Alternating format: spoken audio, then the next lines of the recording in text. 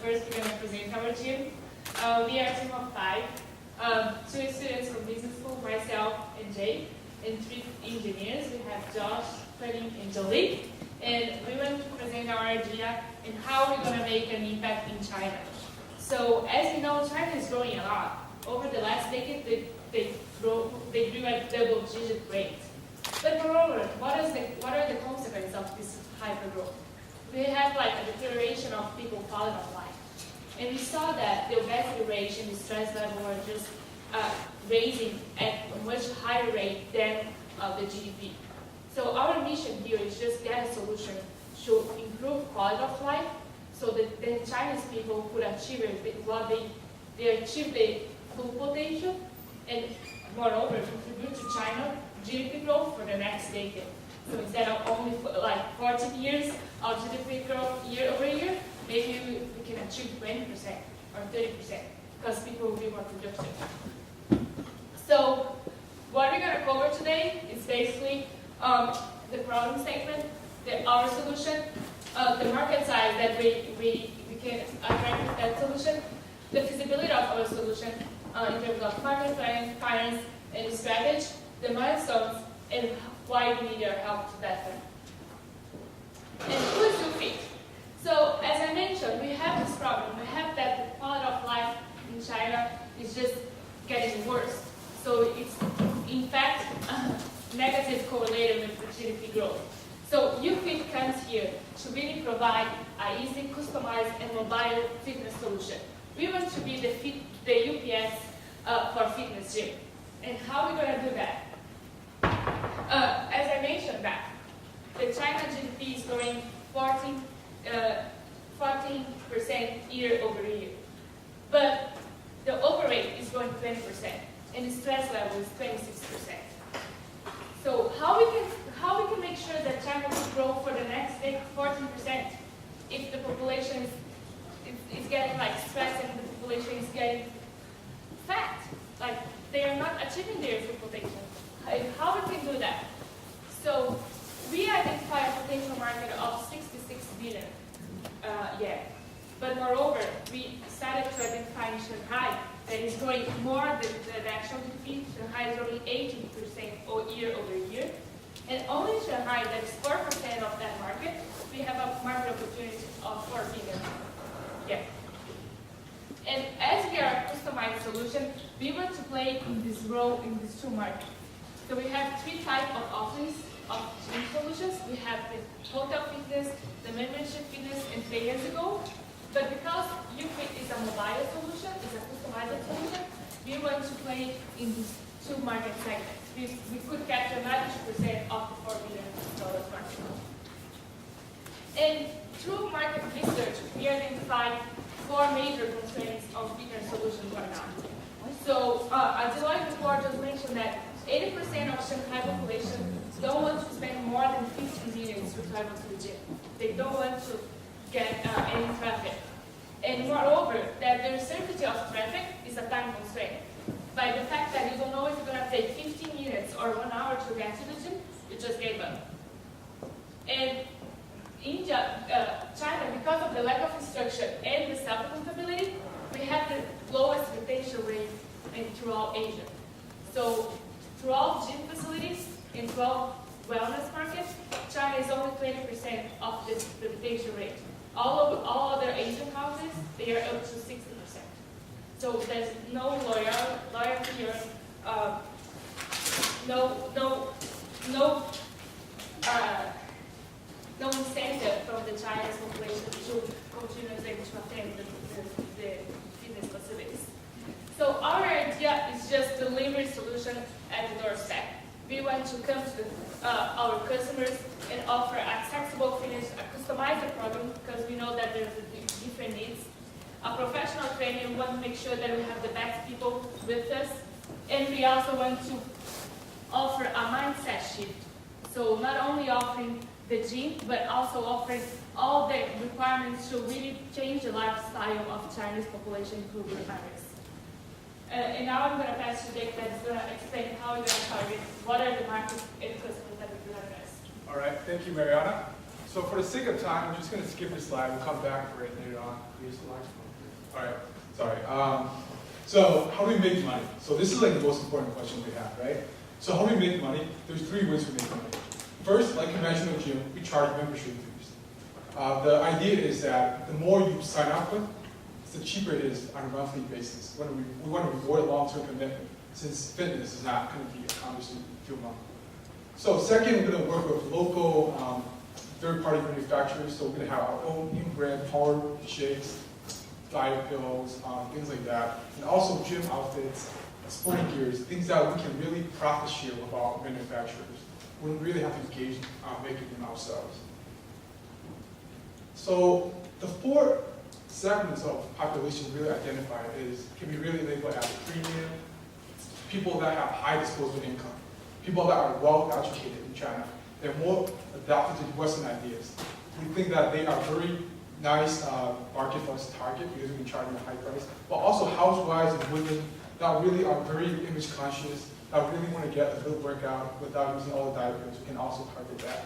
So as we all know, China is growing old.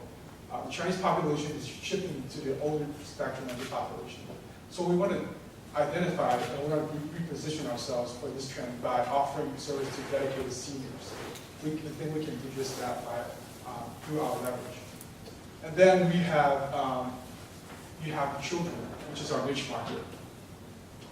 The children, they don't have enough exercise, so we really want to position ourselves to target them as well.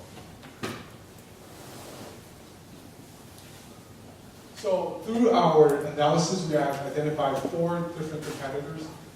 For example, we have the do it yourself. People just go online and watch videos. And then you have the brick and mortar fitness gyms. You have the rehab center, the wellness centers.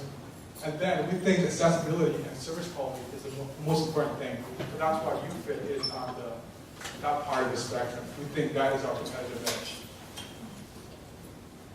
And then our marketing channel. Besides conventional social media, flyers, cars, things like that, but word of mouth is also very important because word of mouth, if you look good, people can tell. So we want to leverage that by using a loyalty program so members can actually bring in members themselves. And then Josh will talk about the milestones and financial stuff. All right, thank you, Jeff. So this is our milestone plan. We have identified 3 phases here. So in phase 1, we're going to test the market, try to break even, and get the feedback. In second one, we'll try to improve our business and service. Lastly, we'll try to speed up and also take the market share. So we're going to deploy more trucks in each phase. By the end of phase 3, we're going to hit 3 million traffic. This is our financial analysis. You can see here, the total cost per customer is smaller than the total cost per revenue. So the profit after the second year will go up dramatically, which can ensure our success. For the break-even, we want to know when can we break even. So as you can see here, once we hit the target of 480,000 traffic, we can cover our fixed cost as well as our variable cost. And by doing that, we still have more than 60% capability. So this is a source of funding. We're going to look at both private and government funding. And those are the 3 partners we're going to talk about in December. And today, we need your help to help us kick off our business. Lastly, I want to talk about our team. So for us, it's a very diverse team. We have consultants, we have accountant, and also engineering PhD, and we are all entrepreneurs. So this brings to the end of our presentation. The last message I want to bring to everyone that as a company, uFit, we will deliver you a healthy life. Thank you for your attention.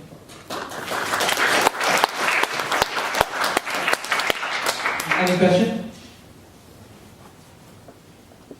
I've never heard of a fitness bus. Are there other fitness buses? Here in the US already exists. Tell us about it. So here in the US already exists that plan, and actually it's a very successful plan. They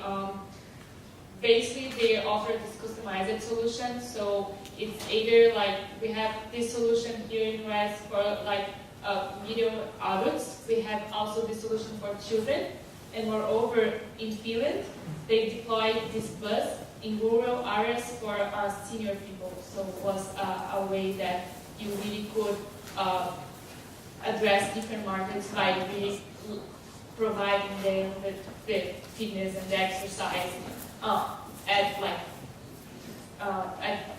if they don't could provide, and if they could, you just tackle the logistics issue by offering them that, and then you could address. There's a lot of benefits in terms of that. So in case of this program in Finland, they really expand in healthcare and the depression and the quality of life of the senior people. In here in West, there's a lot of programs towards tackle vaccine children, and also for people, there's one of these type of companies in Manhattan for people that don't have time to go to the gym, so they really can go to places and offer people that suffers with this type of thing. And it's the same product for seniors, for obese children, for housewives and office workers, same costs. So, I just want to add on to it. I think the main differentiating factor is that it's pretty much like a people's business. We're trying to add more fitness trainers, nutritionists, so it's like a comprehensive number, not just. I'm actually trying to pare it down a little bit in my mind, as I did before, to what's the minimum success factor required for you to prove that this is viable in Shanghai before you go and buy a big fleet and get 480,000 business. I think if you're looking at break-even analysis, I think that's. I'm not. Okay. I'm looking at validating your business model. Well, we have a lot of market research, and I think if you just look at how U.S. is doing, a lot of businesses are concentrated in large cities, in New York and London. So I think they're proven. There is still a relatively young market, so we can't really prove it a lot with the track record. But I think this is one of the initiatives we can take to go on the Chinese market. And also, David, just follow up your question. Actually, we have to plan where we're going to in Shanghai. So, for example, for the office worker, we have identified the density areas, the cluster for the office. Make sure that we can go there where the demand is. And for the obese children, or overweight children, and also housewives, and also other special groups, we are going to where the people are there living there. And we are going to avoid the traffic as well, because we have algorithms which we skip in between. So how do you manage the traffic and parking and local government relationship in Shanghai? yeah, so it's very important. I live in Shanghai for 3 years. I know, for example, there's some construction in the highway, so we need to avoid that. So we do have this algorithm which can, the input is kind of data for the time, for the weather, for the real-time condition of the road, and the output is the best route. It's like Google Maps style, but the more important for us that we try to utilize our resources to capture the demand. So to answer your question, we will have an algorithm to help us to avoid traffic. So that's kind of one secret sauce we have. Yeah, I think traffic is the easier part. Difficult part, what is your plan to handle local governments and then the parking? I mean, we're talking about Shanghai. Okay, yeah, so for parking, so to answer your question for parking, for example, for the office, because our model will increase the productivity and also the health of the employee. So we are going to do partnership with the employer that whether we can park your car near your I would say garden, because most Shanghai offices are Soho office, where a lot of people in one building, but there's no gym available. So we are going to do the complimentary service for them, and we believe that the employee will help us. And for the for example, for other group, we are going to do partnership with the community committee, so in Chinese. So we are going to let them know that we are going there and help the residents inside your community. So we can do a partnership to that. So. Right, I just want to add on that. We actually did talk to Siemens China about corporate sponsorship, about corporate outsourcing their fitness program to us. So we're taking a step on doing it. But I think the Chinese government overall very supportive of health conscious and things like this. I think if we can really prove that we have a capable and functioning business plan, we can really try to leverage that and talk to them. Yeah, and just to add that point, the main reason that we are also targeting children versus corporate versus housewives, because they have the variety of schedule, so we can maximize the use of our asset. And also in terms of the parking, we expect that for schools and housewives, we can use, for example, one of the housewives' house parking garage, and the school, the parking from the school, and then to the exercise.